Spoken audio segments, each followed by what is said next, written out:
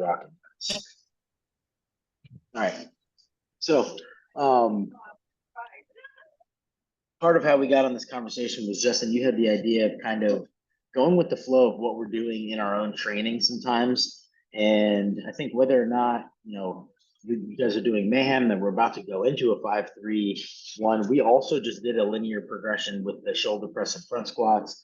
And then I know a program for D and Elise, and we do linear progressions fairly often. We see them for a few weeks and then I usually back off and get more variant with it. And I'll explain why I do that. But I want you guys to take home when it's a really good idea to use like a linear progression. What kind of client or, even for yourself, is that good? And then when do we need to get away from that and maybe not do them just for the type of client and maybe where the person is, and also just the creativity that comes with it. So like when we look at a linear progression, a lot of times we just get very black and white in like step 1, step 2, step 3, and we don't let there be wiggle room or deviations, when in reality, step 1 should be also a feedback into what are we going to do for step 2, step 3, and it should build upon each other wisely and not always going with what is on paper, black and white, is a smart thing to do. Sometimes we just run people into trouble and they fail colossally, massively, because we're not thinking. So 5-3-1 was created by a powerlifter. His name is Jim Welder. It's a very, very simple, and I would say pretty low impact lifting progression. So he was a powerlifter, so his main focus was bench press, back squat, deadlift. You see it used a lot of times with shoulder press as well. So very, very simple movements. People will use it for front squat, even though originally it wasn't created with front squat. But basically what it is you have your main lift that you're going to hit once a week. You have 3 sets of your main lift. It's called 5-3-1 because week 1 you do 5s, week 2 you do 3s, and then week 3 you do a 5 rep, a 3 rep, and a 1 rep. Now, I think part of the magic of why this cycle works so well is 2 things. 1, 3 sets is very digestible for us, right? It doesn't stress us out when we're approaching that section. For something like Smolov, you look at your sheet and you have at 78%, and you're like, oh shit, like this is going to be an hour in itself just doing my back squat. So I think it's very mentally digestible. And then also the way the cycle starts, we don't use 1 rep maxes. So you would establish a 1 rep max, and then you would use 90% of that 1 rep max to base your percentages off of. So just for easy math, let's say I bench press 100 pounds. I would base my 55% off of 90 pounds, and that's how I would start my cycle. So your first week, your first mesocycle, week 1, 2, and 3, all of those weights aren't going to feel super heavy. It's going to be easy days. It's going to kind of get the ball rolling for athletes and starting off the cycle well. And then each mesocycle that you go through, so that would be a 3-week period, you would take a deload week, which deload week, just simple 4 sets of 10, nothing too heavy. And then when you go into that second mesocycle, then it would go from basing it off of 90%, you can bump that up to like a 92.5, or you can actually take your percentages and just raise those into that meso. So you have just these like really, really careful incremental weight increases as you guys go through the cycle. So 1, your body has an easy start, and the adaptation isn't these massive jumps where you go from 1 week 2 to 3, and week 3 is substantially heavier than like week 1 was. So I think that's part of the reason that this 5-3-1 is such a popular cycle and is used by all sorts of different athletes.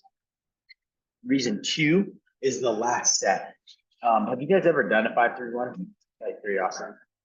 D, at least I know I've put like occasionally something in of it. You just may not remember. So the way the set would work is, let's say it's week 1, and I've got 5 reps set 1, and it's at 55%. It'll be 5 reps set 2 at 60%, and then set 3 will be 5 plus reps at 65%. So you have these little weight increases, but the last set is always a max effort set. So your goal is to at least hit a minimum of 5, but I'm going to keep going until I literally maybe have a rep until failure. I would say like a rep or two before failure, so you don't actually hit a failing point, just out of more safety there than anything. I think veteran athletes, you can take it a little bit closer than someone who's newer. But you have this max effort set too. So all of a sudden you have easy set, mentally an easy set because it's easy to get to the minimum number, but then this set turns into a hard set and you max it out. I think that's part of the magic in 5-3-1 also, is that it doesn't just address low schemes getting stronger. It also addresses our like strength and stamina ratio that we need to have a good ratio in as well. So that's a little 5-3-1 overview. From there, linear progression, just as simple as it puts, is over time. We've got a chart that's gradually, this is the wrong way for y'all. A chart that's so it's blurry. That stupid filter on. A chart that's graduating up. Okay, that's our goal. Pretty much with linear progression. What types of athlete would you as a coach think that would work really well for?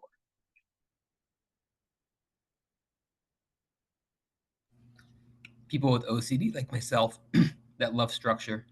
Never thought of that, but yeah, for sure. I'm gonna make you feel better by the end about non-structure, so we'll kind of address that as well. And then that's an asterisk. At least what were you gonna say? I would say for newer athletes too, just to develop that, wake up the motor units and get that neuromuscular coordination and have a starting point. And I think for newer athletes too, like we all have been in our first year of some kind of fitness and especially CrossFit. And in the first year, it's just easy. Once you get your groove going, you're PRing every other week. And you're like, I don't get why everybody else doesn't have a 400-pound snatch, because at this rate of PRing, I'm about to go to the Olympics, right? In that first year, 2 years, maybe even 3 years, we call them newbie gains. One, because I think what at least you're saying is like the actual mechanics and the neurological components are building. So people are gaining confidence to go heavier and they're able to go heavier with that. So I think in the first year, they probably haven't even truly maxed out anything. And that's more just from a movement and a confidence point of view. Then they get a little confident and they start PRing and then they have that quick adaptation that happens and they have moving gains. So linear progressions, doesn't matter what it is really good for newer people. Now, this is where it would get a little trickier.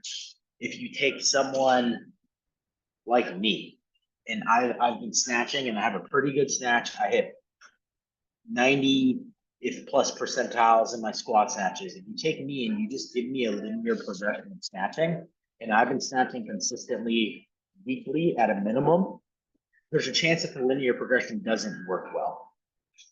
Right? Versus you can take me and I'm not a newer athlete, but you can give me a linear progression in running, and that's probably going to be phenomenally successful. Why? Because I don't run, bad at running. It's not my sport. So you can also take like different things, even if it is a veteran athlete, and go, is this a massive weak point? If the answer is yes, then a linear progression would probably work pretty damn good, and you don't need to get too creative. So I think when you're able to, not getting creative and keeping things like a progression, because it's very easy to write out. It's very easy to track. It's also very easy to make adjustments as a coach or an athlete. Use them. Someone like Justin appreciates that when he likes to see the path he's going in and understand where it's going and have an organization. So I think from a coaching and athlete point of view, that organization can help people be successful as well. Now, why would a linear progression stop working at a point in time for people? And it may work minimally, but it's not going to work at the rate that we would like it to. No variance. Yeah. And why would no variance cause us issue? Because your body just, you just get used to it. Yeah, you kind of plateau and you kind of just get used to the stimuluses, right? And if we're getting used to the stimuluses, that means we're no longer stressing out that point of adaptation, which we have to cause stress to create fitness, right? Why else?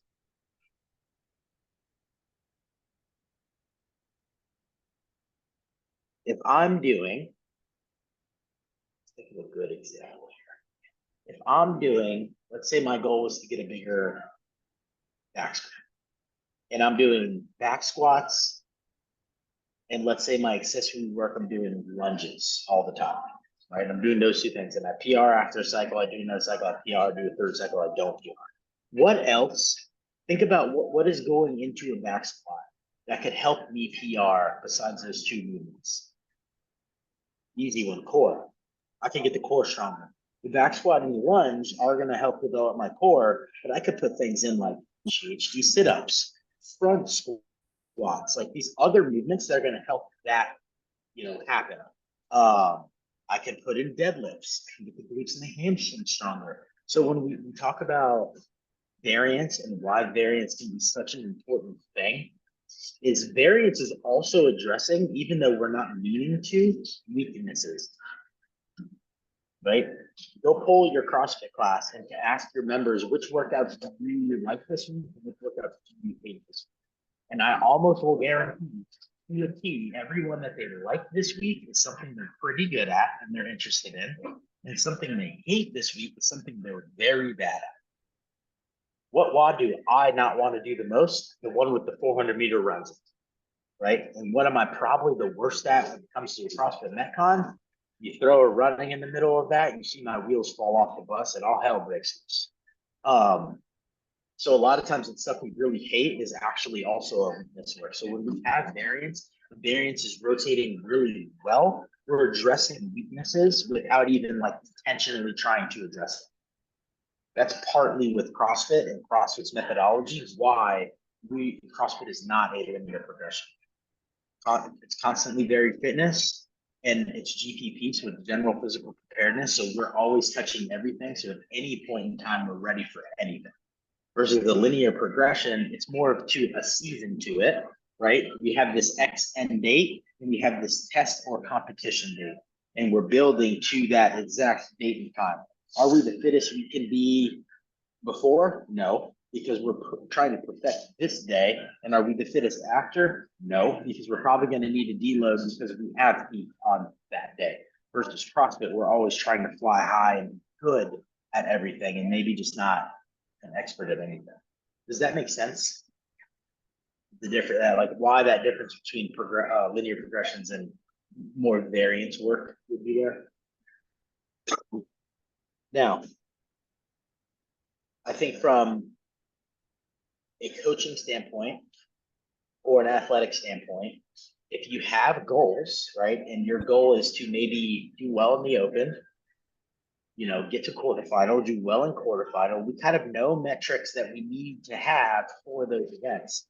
So even though we're CrossFitters, you still may have like a little bit of a season, or maybe it's a competition you want to do, things like that. So it's definitely okay to do these, especially when they're important or when they're appropriate, I should say, to have like a little bit of a peak. But generally, to only do progressions, we could definitely hinder ourselves long. You guys have thoughts, statements on that before I kind of get into my next thoughts? Okay, cool. So 5-3-1, just a very basic linear progression. What would something I want to like practice to like open your minds up a little bit?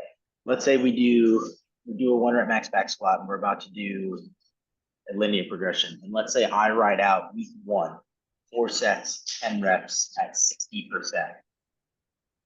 What could week 2 be?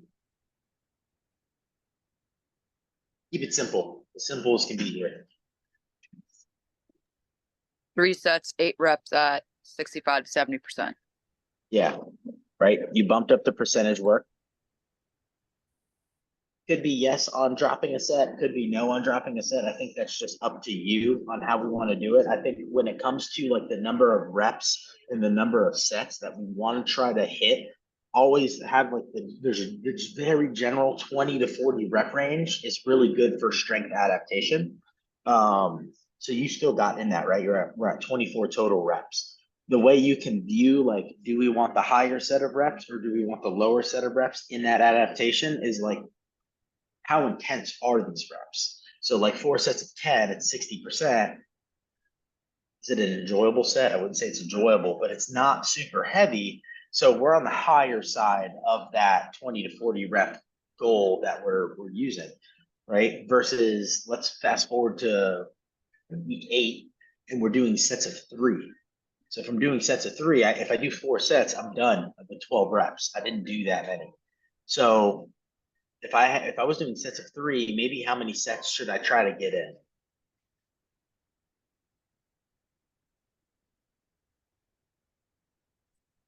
So you're 7? not, Like 7 or 8. Yeah, 7 or 8. 7 would give us 21 reps, right? If it's sets of 3, that means we're probably rocking like an 80-85%, so very heavy squats. And I got to that low threshold of our strength goal for it. So yes, 7, 8. If you really want to, I think they would still be fine. Just may start to get a little intense. D, what were you gonna say? I don't know, I guess I was just confused on. I mean, so you do less sets on the linear progression with higher reps? Can.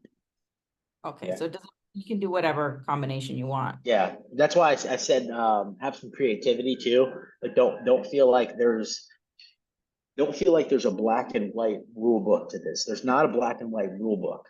We'll say we have some parameters, right? Our parameters and our general goal is going to be in the total session, 20 to Right, 40 reps right. of our main of Yeah, our yeah, heavy mechanical movement. And then we can also say, generally speaking, too, that the higher the rep range is going to mean lower the weight, the lower the rep range, Yeah. the higher the weight. So we already kind of know those rules. So if you're using those 2 very general parameters for your progression, get creative with it. And it also can be, what is your intent of this cycle? So let's say week 1 was 4 sets of 10 at 60%. And then Elise said week 2, we're going to go to sets of 8 at 65%, right? That kind of goes and tells us, okay, our cycle is to get heavier into PR or maybe single back squat. That every week those sets are going to go down, the percentage is going to go up. Maybe that wasn't my goal. Maybe my goal was more of a strength stamina. So maybe we go 4 sets of 10 week 1 at 60%, and week 2 is still 4 sets of 10 at 62%. So maybe I don't drop the numbers on you, and the goal is to maximize like my strength stamina and that realm of it. So you have your goal and then you have your loose parameters and work freely within those on what the goal is going to be.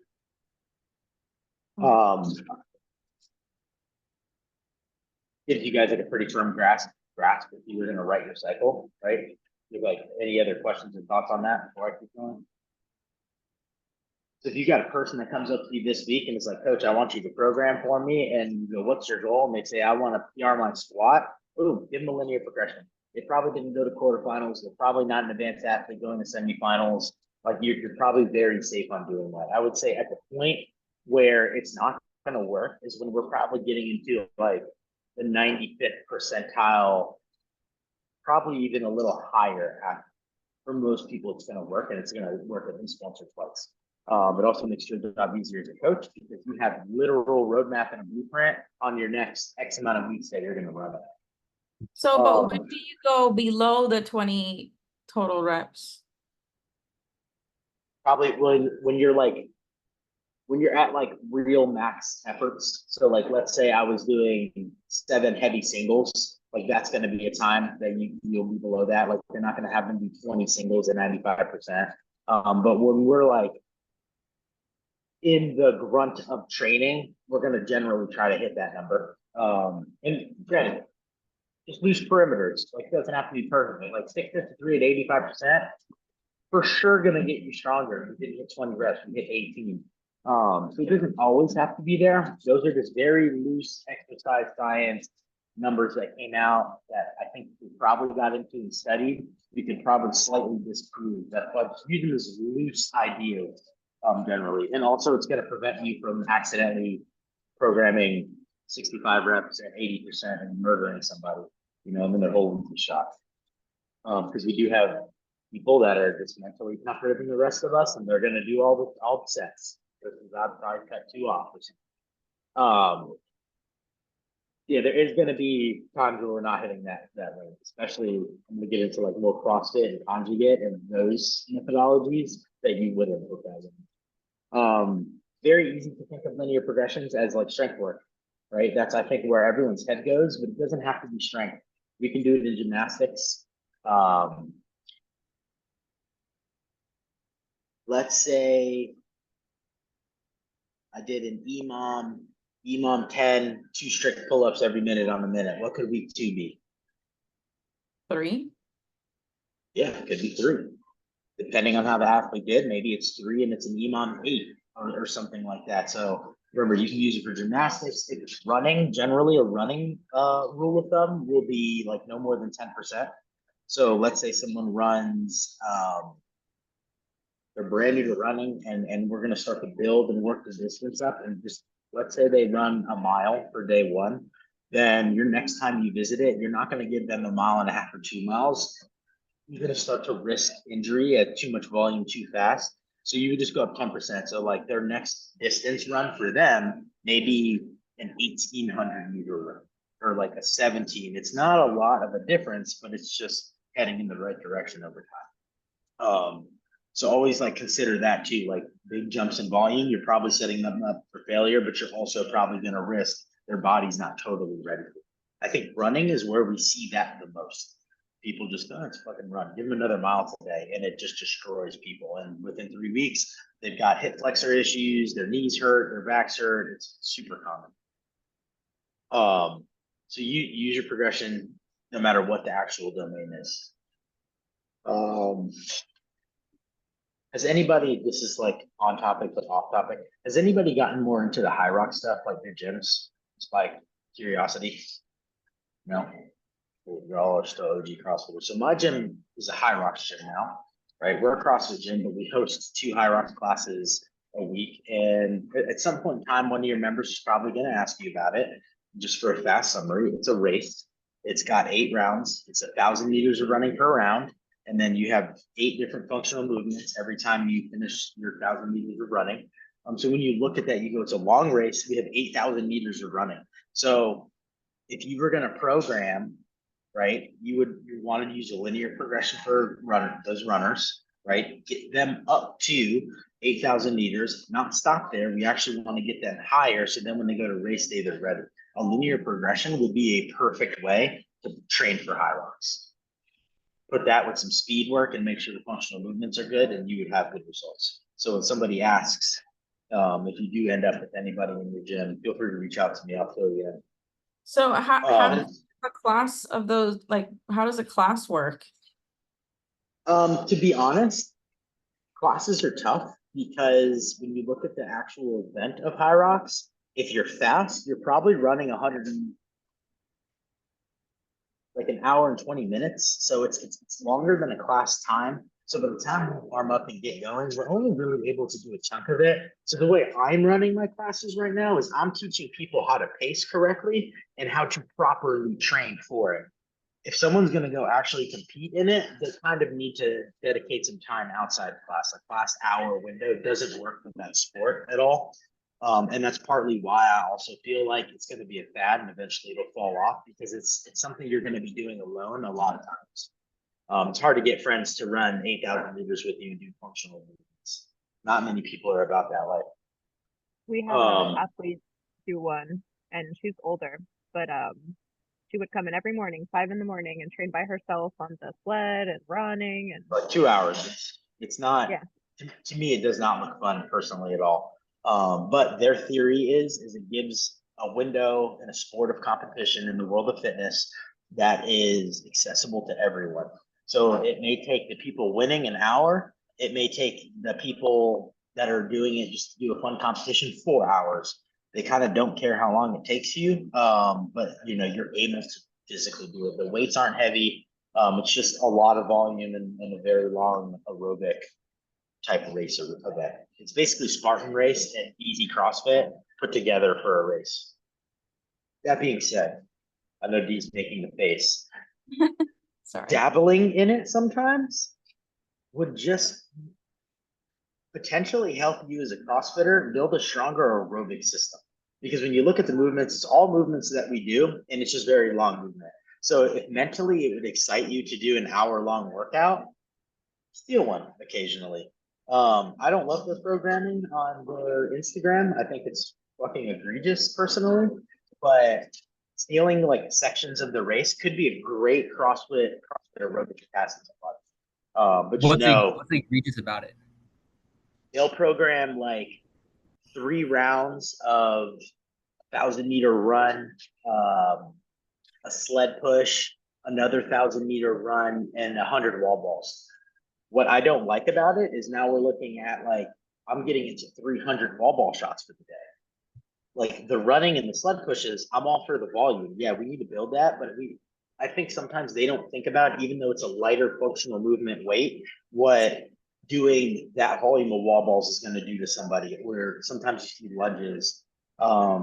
They do in their training, I think they realized that they had a big hole when it came to strength work. So now in their, like, if you buy their programming, they give you strength work as well. Cause I think somebody was like, well, longevity speaking, I'm not building strength and bone density from when I'm in my old age. They kind of like auto corrected their original methodology. But it's just, I think their volume sometimes in regular day-to-day training is too much volume. I think for like the sport of high rocks, it would be a sport that you would linear progress. You would get to race day, you would hit race day, and you should deload back off of, because a lot of running volume hurts people too. That kind of answer your question? 300 wall balls answered it. Enough right there, right? For us that have done Karen before, no need to say anymore. But back to our topic, I just wanted to touch on that because progressions can be really good for that sport. And someone's going to ask y'all at some point in time, you're going to have a member. It's very popular right now and everyone can do it. So someone's going to be excited at some point. All right, looking at not using linear progressions or potentially like the same goals. So we're CrossFitters. That is literally what we do, right? We're trying to be as strong as possible on a daily basis, all the time, 365, not just as strong, but as fit. When you look at something called the conjugate method, for you guys that are getting into level 3, I know SoFlo, you guys have started like a little group, I heard. Conjugate is a topic. There's like some articles in that study material that talk about it. And they're modified conjugates, which I think is cool for our topic today, because we sum all this up, the creativity is a very important thing when it comes to programming. But a couple of like major points. It's a cycle that's non-linear, right? So you're never seeing this like just step-by-step gradual increase.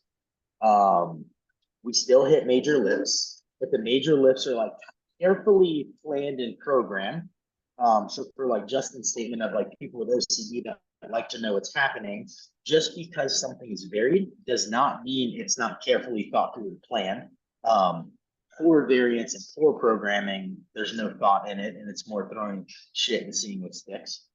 The accessory work is also very, very varied.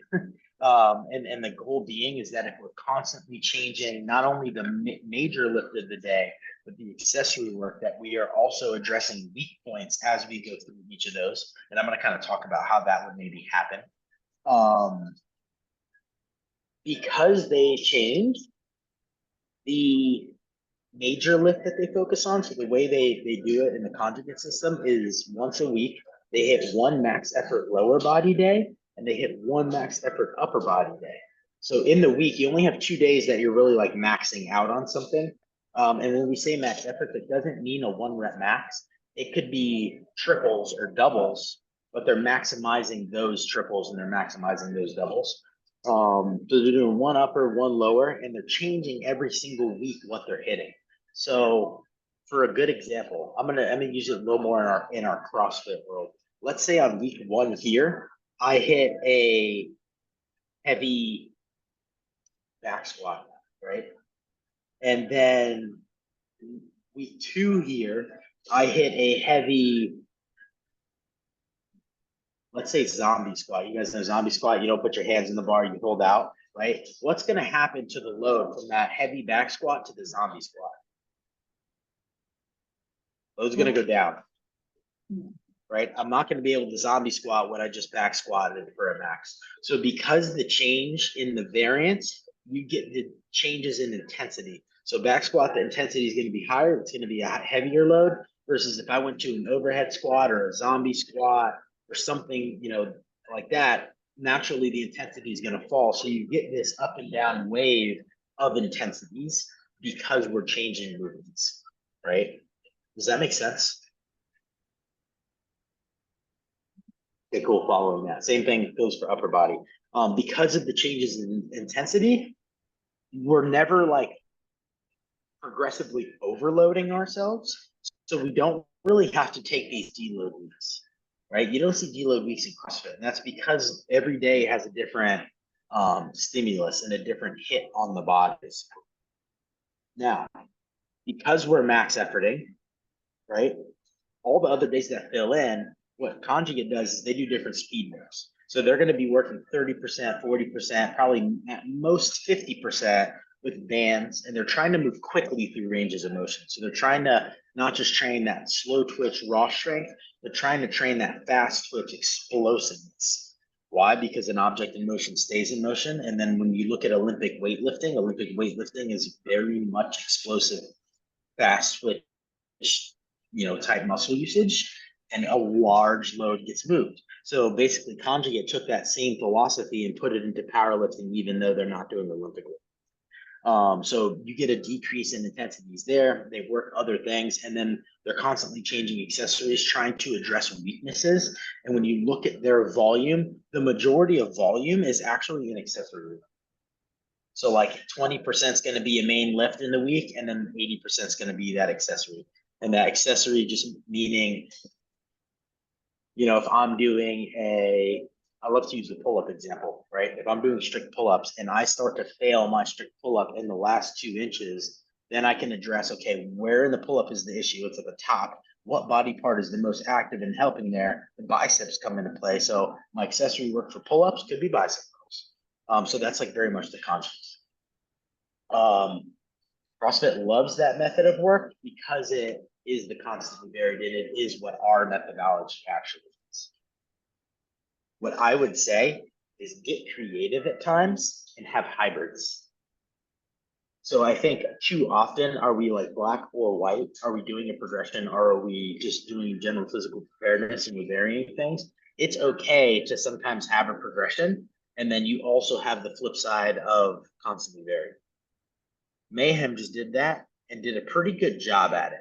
So if you looked at our cycle, or you guys that don't follow Mayhem, we had shoulder press and front squat, and it started off 12 reps. It was at a light percentage, 3 sets of 12. And then every week that you saw it, it went to 8 to 10 reps to 8 reps. And we had like a deload week, and the percentages went up as we went. If you looked at, they always paired it with a movement, and it would be this different kind of jump, and they would vary the jump, or they would vary the upper body accessory that would lead with the shoulder press. So what they did was they took a linear progression that was black and white. This is what we're doing. And then the things that were with it, and then this is also including the Metcon, they varied that stuff. So you can kind of get a little bit of a crossover and a little bit of blend what's happening as well. And that's why I say at the end of the day, you give yourself these like little guides and little ground rules that you'll use, because that'll help you stay organized and then programming what's appropriate, but be creative as you can. Address as many different ranges of motion, address as many different muscular groups, singular, let different styles of training come into play. CrossFit's everything's very fast and very heavy. Let a bodybuilding trickle in and go slow sometimes and hold, and just let as many different things as you can possibly learn and blend in. Because the more we do that, the more we're going to stress our body out, which causes the adaptations that we want. The less we do that, we start to plateau and our body's not stressed, and we kind of start to flatline. In the conjugate approach, is there a consideration for like rep and set scheme? Or is 20/40 something that would be applied to that? In the conjugate, I do know when they do the speed work, typically they'll do like 10 or 12 sets of like doubles or triples. So they fall right into that zone. But when they do like the max effort days and like the maxes, those don't. You'll see them do like, 8 heavy singles, or 8 sets of doubles, something like that. So it does sometimes, and it does it doesn't other times, which when you say like at the core of that methodology, we want variance, that's also variance. Does that make sense?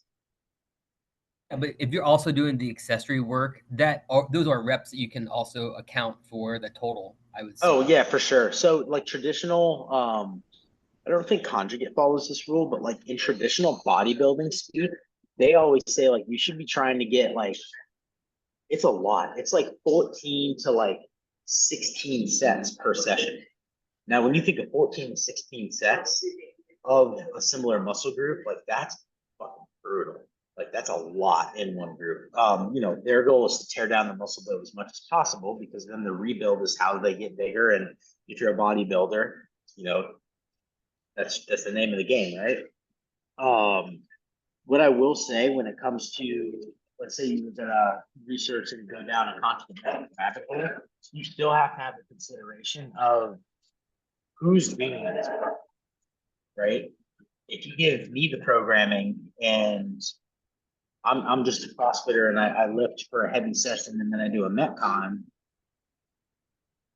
I'm not used to isolating movements for a full hour.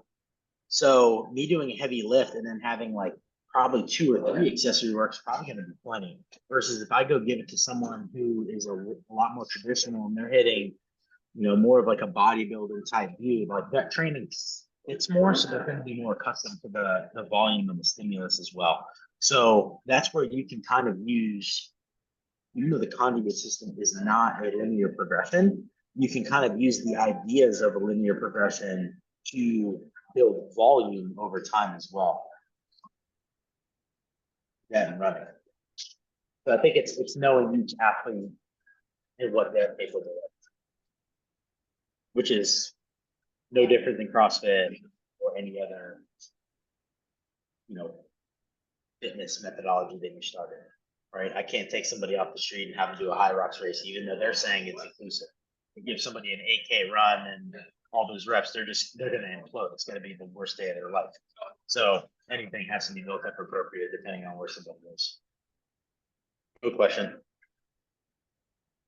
I think the hardest part of all this is the most fun and the hardest part is the creativity. Right? You can attest to that. You got a programming client and he's having a good old time at programming and figuring out this stuff. I don't like really it. Hard. It can be really hard to think of things when you're not used to doing. What I'll say for that is, go ahead. I was gonna say, especially when you got an injured shoulder and an injured knee, like there's only a certain amount of things you can do. In which, building on that, every one of us on this call can probably name something on our body right now that doesn't feel great, right? So, and the reality is, if you are programming for somebody one-on-one, there's going to be some kind of consideration with every single person, whether that's just whether that isn't. What I will say though, expose you guys yourself to as many different methodologies and as many different programs as possible. So like us that follow Mayhem, if we went and program for somebody, we're probably very stylistic in how Mayhem does it. Go follow, it's another one that you don't even think of. We know the Provens and the HWPOs, the comp trains. Go follow for the train for the win. You guys know what that one even is? That's Matt Chan's programming. That's like more OG. So you would get this like OG CrossFit feel into that. And then like why I bring that one up is Matt Chan's also mid-40s now. He had a long athletic career. He's a firefighter and he likes to be very active. So when you say what is his programming gonna look like versus Proven, or Chris Spieler's programming gonna look like versus Proven, is now you start to get this taste of what it feels like to be a retired competitor, that their bodies are probably breaking down a little bit and they have to think of long-term health things too. So you start to learn more of that stuff versus just the cool 1-rep max snatch stuff all the time. Different people are in different like places in life. Doesn't mean you got to go do their program, but expose yourself to it pay for 3 months of it, go write it off for taxes and go say it's coach's education, which it is. If you're studying it and you have intent, I don't see why that wouldn't be education.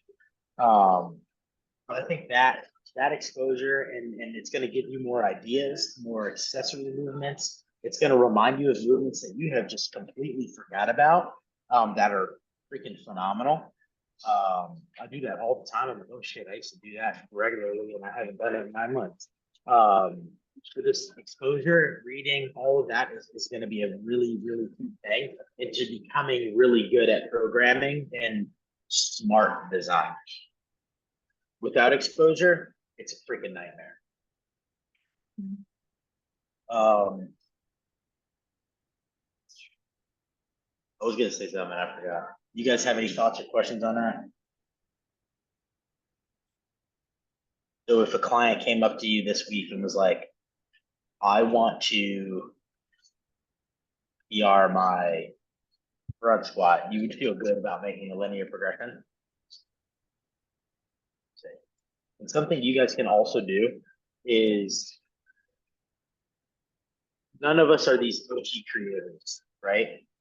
We're all learning off of other coaches constantly, right? And it doesn't matter if the coach is better than you or worse than you. They could say one thing that teaches you something and just makes you think about something, and you learn and you get better with it.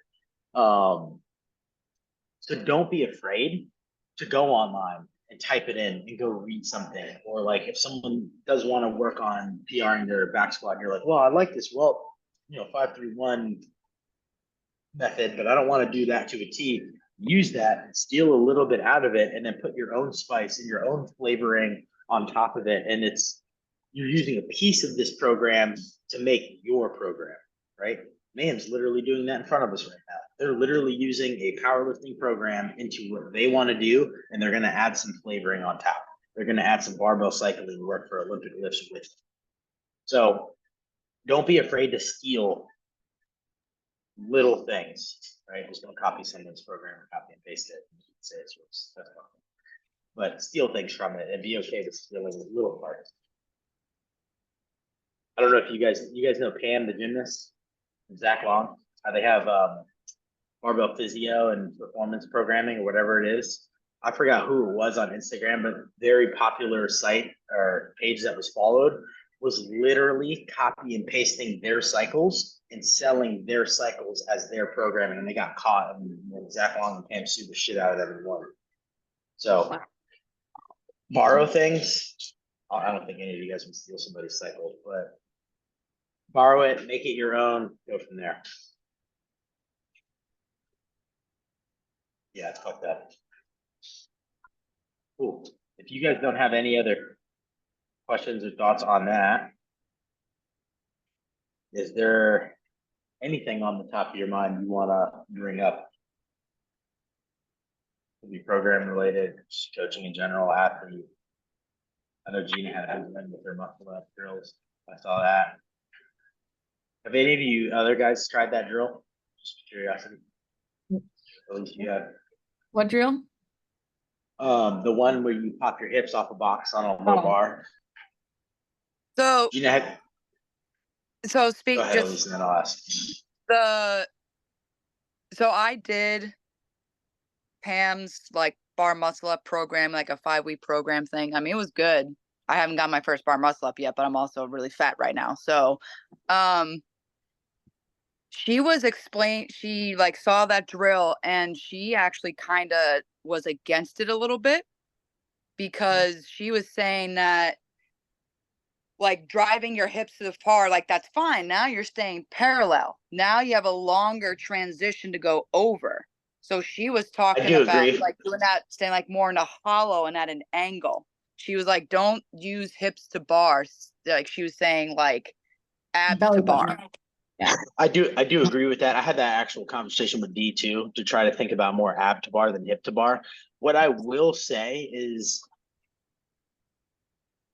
that's where like coaching and having somebody there becomes a big thing, because I do think that drill can still be very beneficial, because if someone just doesn't understand that the translation of energy from the body into the limb and that quarter extremity, that drill can teach them that, right? Because you actually Yes. feel a float and you go, oh shit, I didn't pull on the bar at all.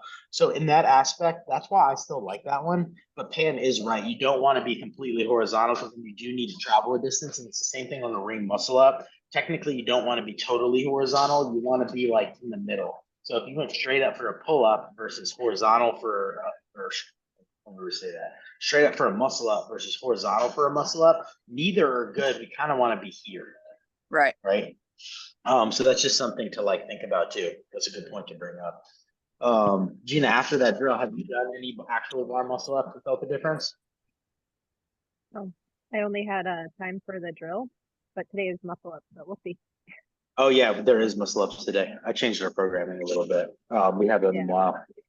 Let us know how that goes, just out of curiosity. I'm curious for that. All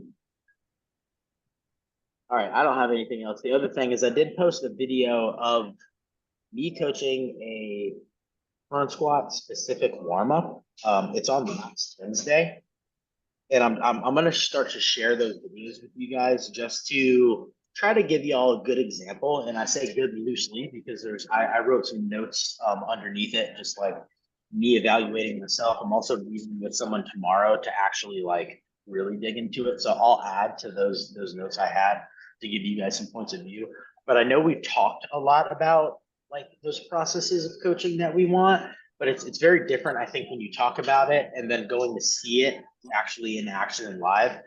So I'm going to start posting those and trying to post my feedback with it to give you guys a clue. Because that was, if there was one thing in my entire CrossFit career that I wish I had more examples than what you find on like CrossFit.com that you have to play for, because they're so staged that in my opinion, they're not realistic.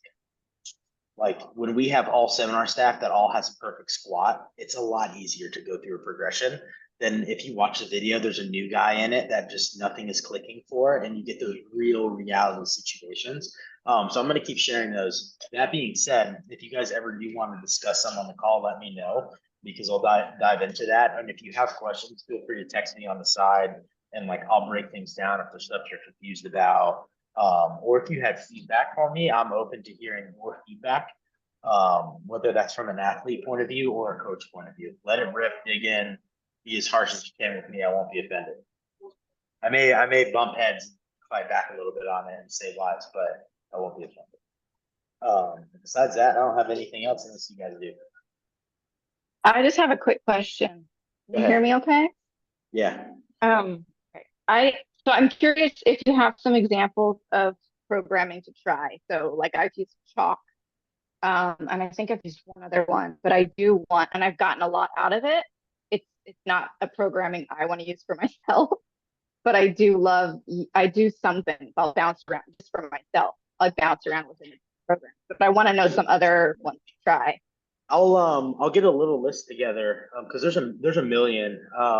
Yeah, I know. I'll send it in our group. It is overwhelming. And what I would say is like, for the first 5 years of my CrossFit career as an athlete, it was overwhelming.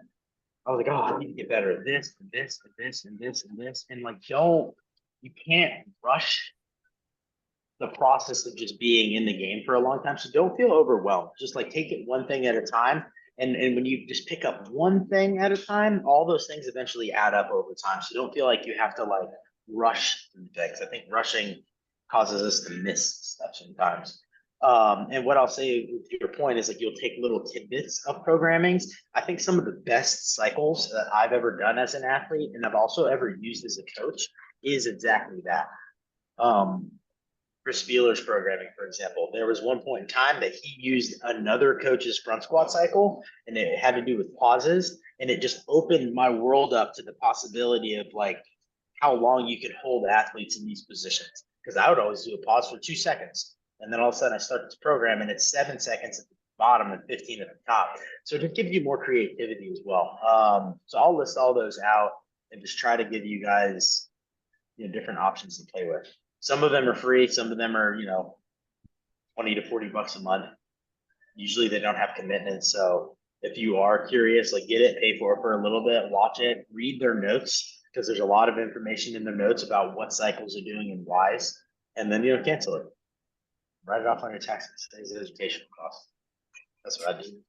My accountant doesn't know. She wouldn't let me, but she doesn't know. Does that answer your, like, kind of your thoughts there, Holly? Yes, thank you. No, you're welcome. All right, y'all. I will see you guys Thursday then for our movement call. Bye, thank you. You guys let us know about the muscle up, Gina. Get some videos. Hopefully. Fingers crossed. See y'all. Bye, guys.